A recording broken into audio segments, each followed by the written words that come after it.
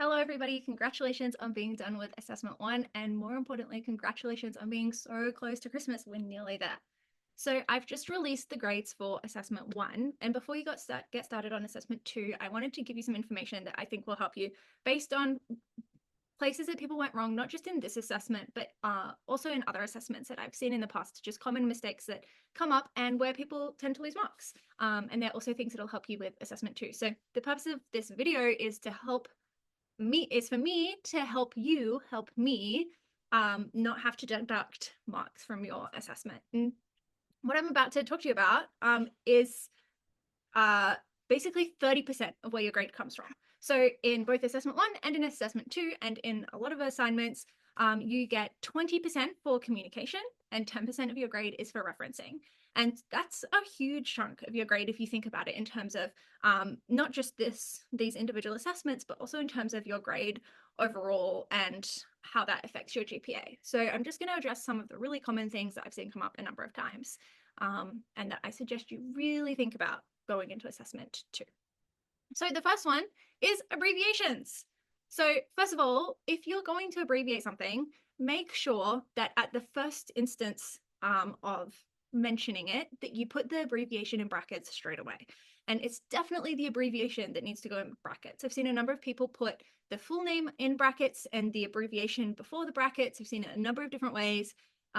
It's really straightforward in science. We have this one way of doing it. We put the name and then the abbreviation in brackets. And then it's really important that throughout the rest of the assessment, you're consistent with that chosen abbreviation. So here I've just given an example for microorganism name, but this applies to whether it's the name of a disease. And for I was going to say HIV, but that is a microorganism as well, and also a disease. But basically, whatever you're doing, make sure that you keep it consistent throughout the rest of the assessment. A lot of people will use the abbreviation and then go back to writing the name out in full later on in the assessment, and that's just one place where you're losing communication marks that are there for the taking unnecessarily. So main takeaway, always define the abbreviation before you use the abbreviation, and then make sure you're consistent the rest of the way through the assessment. Okay, the second thing I want to talk about is formatting. So I'm going to give you kind of like a staggered example of what assessment one asked you for with taxonomy, and start off with like a not great example and go all the way through to what I consider to be a very high quality answer.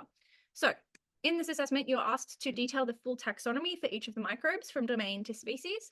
And some people did it like this. Now, with this example here, with domain, bacteria, phylum, proteobacteria, and so on, the information is all there, right? So technically, for the content marks, this person's doing well. All of the content is there. However, from a communication perspective, it's a bit crowded and it's a little bit hard to read. So here's an example where it's slightly better, okay? We've made it a little bit easier to read by bolding the rank names. But there's something else that I want to point out, which is that the genus and species name are not in italics, okay? So again, this is just another little thing that happened for a lot of people. A lot of people were just kind of degrading the strength of their communication by not following these standardized rules for how we write out the genus and species, which is supposed to be in italics.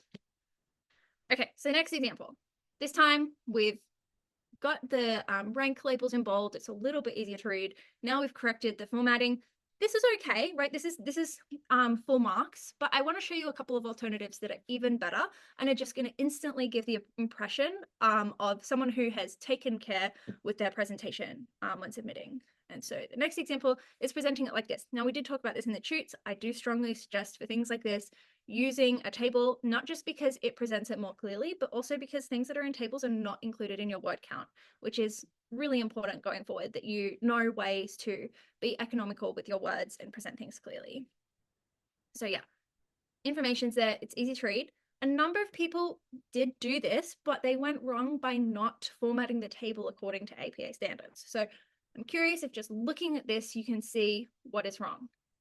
What's wrong is that we need a table title. So the APA standards say that you put the table number above, and then if you're going to have a title, you put it in italics just below, on a line below. And then you can also have a note that explains some more details of the table, or in our case, you want to make sure you include the reference, and again, include the reference according to APA standards. So the key takeaways here are that formatting matters, presentation style matters, and presenting it according to both scientific conventions in terms of writing the genus and species in italics, but also by complying with APA standards in terms of the overall table formatting is really important. And here I've just included an example. There are many more examples like this available online through the APA website of how to structure it. And it's all really clear. And I strongly suggest that you check things like this before submitting an assessment. Okay, so next I'm going to talk more specifically about referencing. I've mentioned APA, but I'm going to dive into talking about referencing. Referencing is the low-hanging fruit of good grades, and I strongly recommend investing some time into learning how to reference accurately, because this is a guarantee of 10% of your grade, right? These are marks for the taking. They are free marks for you. As an example, you could have someone who has a distinction grade, an distinction level assignment, but because of poor referencing, they're only getting half the referencing marks, and that's bringing them down to a credit. Similarly, you can have a student who would have a credit if they had perfect referencing with getting 68%, but with poor referencing, if they're losing 5 marks, that's bringing them down to 63. That's dropping their grade from a credit to a pass. So you can see how in the long run, this is really important. It might seem minor, but consistently losing marks in referencing can create a dent in your GPA that just in the long term is not in your favor, and it's something that you really can avoid with a little bit of effort. Okie dokie. So I'm going to go into a little bit more detail on how to reference correctly. So I've given you on the left an example of a bad example, and on the right, we've got a good example.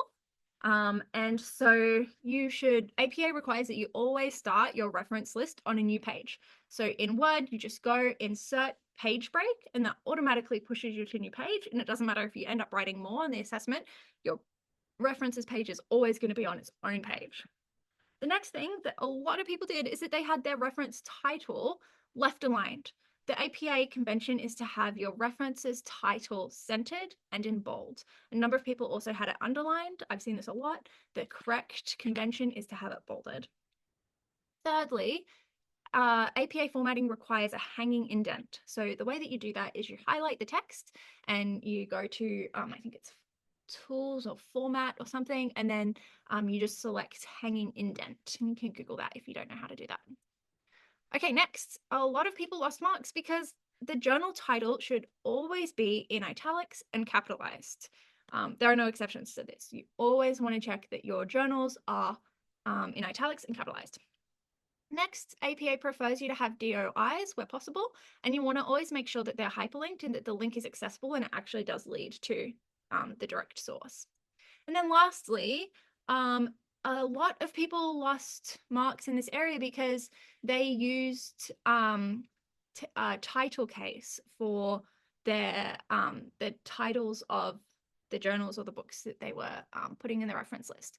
APA requires that you use sentence case for the titles of articles, books, reports, web pages, and any other works, even if, now this is a key part, even if title case was used in the original work.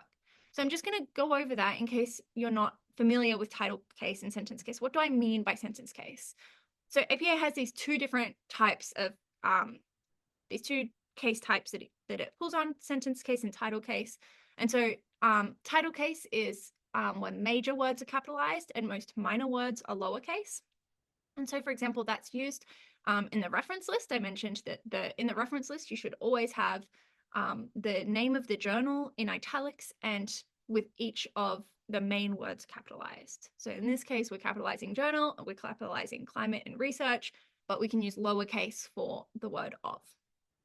The only other time that you're going to use title case in APA is when you're referring directly to that source within the text. So if in your essay you're saying, in the book, Thinking Fast and Slow, Kahneman explores, in that case, you will use title case because you're referring to the title of the book within the text. However, for most of your purposes in scientific writing and microbiology, you're not really going to be doing that. And so you're going to mainly be writing titles in the reference list. And in the reference list, you're always going to be using sentence case for the titles of books and reports and journal articles and what have you. So Sentence case is where the first word is uppercase and then almost all words are lowercase. The exceptions are the first word of the title and heading, I said that, and the first word after a colon, an em dash, or end punctuation in a heading. Nouns and proper nouns. So for example, the names of a racial or ethnic group, if you're saying Australians, that is going to be capitalized, but otherwise everything else is going to be lowercase. And what I mentioned a moment ago, but this is the case, this is always the case, even if in the original article that you're citing, they used title case. So even if the article that you're citing had capital letters for 3 or 4 words, unless it's in one of these exception categories, you're going to use sentence case. Okay, so just recapping when to use sentence case versus when to use title case. In the reference list, you're going to use sentence case for all of the titles of articles, books, reports, etc. Then you use title case for journals. And then in text, you do use title case for most formal headings and mentions of specific titles directly within the text.